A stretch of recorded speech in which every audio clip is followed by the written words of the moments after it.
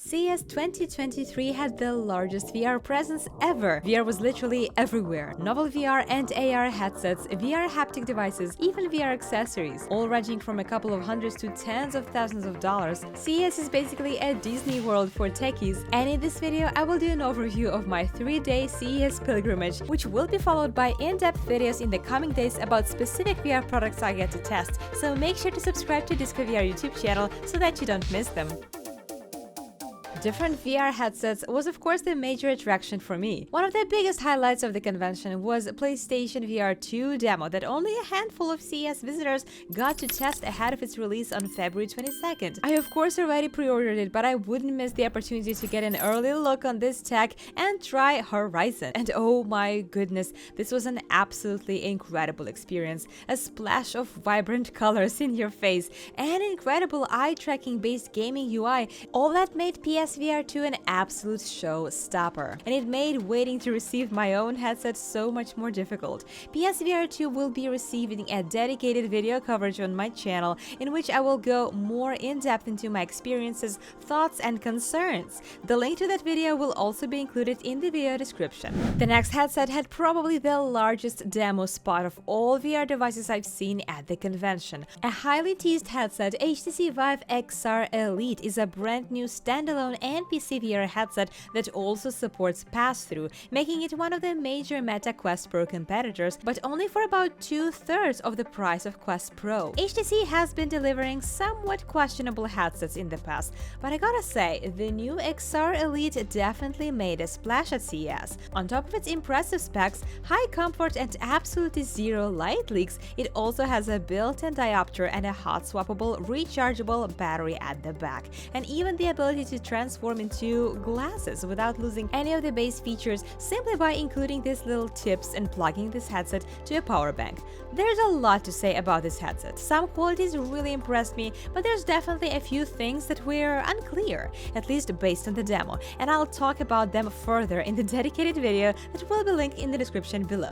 I also got to try Pimax Crystal again, but in its much more finished stage. Many consider this headset to be a mythical unicorn that will never see the light of the day due to the promises of very ambitious specs. Because of that, I even attended the Pimax Roadshow, during which I got to try the early version of the headset and was truly impressed. But there were also some issues that needed to be fixed still, such as controller tracking and lens adjustment. I covered it all in my previous video, and during CES I got to try Pimax Crystal again, and oh, how happy I was to find out that it was one of the most impressive headsets of this show. Despite its mistakes in the past, Pimax managed to deliver a headset with extremely attractive specs, excellent performance combined with inside-out tracking, exceptional clarity, huge FOV, and working controller tracking. Still, they did not deliver everything they promised that would be ready by CES, but what they have done was more than enough to show that this headset has the potential to be the most highly anticipated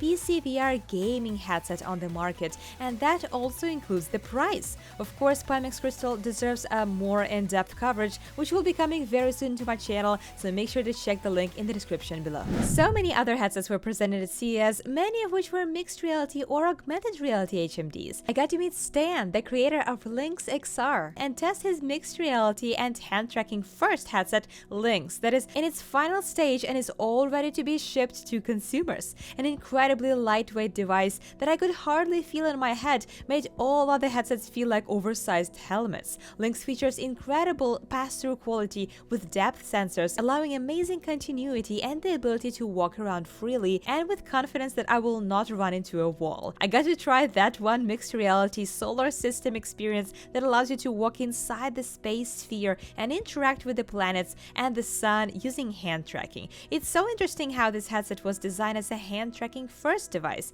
so no controllers are available to test yet, but Stan said that they will be released sometime during the summer. It will be very interesting to see what kinds of mixed reality hand tracking experiences developers will build for this feather-like headset. Magic Leap, on the other hand, is considered an augmented reality rather than a mixed reality device, as it uses just lenses instead of cameras for you to see your actual real world through them, much like in HoloLens. But unlike in HoloLens, the Magic Leap features a 90 by 90 field of view, which is a considerably larger one, and an incredibly lightweight design. design. The experience I got to try was basically walking inside the demo booth that you can see on the screen that was decorated as a VR office in Magic Leap. There was a table and a chair and some plants, some chandeliers on the ceiling, and even pictures on walls, all while I was able to see my actual reality through the lens and not through color pass-through. Although it was just a static experience, and I wish that there were more interactive demos that would showcase the actual interactions with 3D objects with the real world. That's something I actually saw a lot at CES. When a demo hardware was presented but not enough content to actually demonstrate what that hardware can do. For me, that was the case with Magic Leap and also with Lynch, as it only made me more impatient to see what creations developers will come up with when given this tech. But I've had a completely opposite experience with a headset called AjnaLens. What made this VR standalone device unique was that its app platform was targeted not towards gaming, but towards learning and professional development. It has a large library of educational apps sorted within training modules across multiple industries, targeted towards developing real-life skills with the incorporation of muscle memory. For example, I got to try an app that teaches you how to spray paint using a professional-grade hardware. This app is used in training real-life professionals, so AjnaLens got the content really nailed down. But in their case, it was the hardware that needed still some work. It features 2.5K per eye, an impressive resolution, but the jumpy and unstable performance made it very hard for me to focus on the actual task at hand. It is likely that the CES interferences were causing issues with the performance, but it was so far the only headset at the convention that made me nauseous in a record time. Of course, this headset is still a work in progress, but it was an interesting example of how the content rather than the hardware were being the strong suits of this headset. With so many VR headsets, even VR accessory manufacturers got a spotlight. I checked out my friends at Obica and was quite impressed by their new prototype of an all-in-one universal charger with the coolest design I've ever seen. Looking like a mannequin head, this is actually a VR charger that features 4 USB-C ports that you can use to charge your headset, your controllers that will go inside this head, and even some other accessories that you may have, such as a power bank, for example. I love that it could be used to charge any headset, not only a Quest 2 or Quest Pro, but any headset that supports charging through a USB-C port. So not only is it functional, but it also looks cool enough to be the central decoration piece for your VR gaming room. I definitely will be getting this one when it's released. Among all the VR tech presented at CES, haptic devices definitely were at the spotlight as well.